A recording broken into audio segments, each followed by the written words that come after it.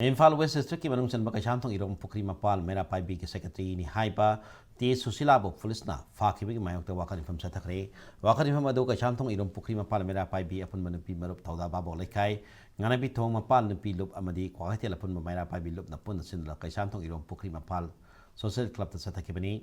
Wakat Meepham adu saru yakibi kaisantong irong pukri mapal mera paibi ki president irong Devrani na phongdorapigi matungina Police na Th.Sushila Phakhibagi matanda areas memo piramdi laibaki isuda Meepham phaba yaningdi haraduna athu matanda condition yaudana Th.Sushila thadok tripaba ngasi ahing pung 12 gi tidim lambi thinguna khongjang sangsilagani hairi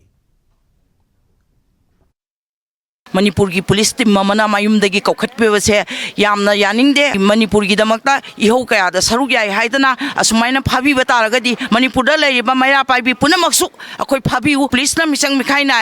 atamnana khadatang phabase akoi yajaningde masi athupa matamda akoi myam ihau hawra ani Manipur government gi mafamda akoi na haijaningbadi sumba ihau hawra ko kunimak phaba base yajaningde athuma matamda mabu condition amta yauna thadok piro aduna mabu thadok tabatarabadi mayam punamak akoi ihau chapmanaba ihau huminara kani haidana mayam gi mafamda media gi thongda haijari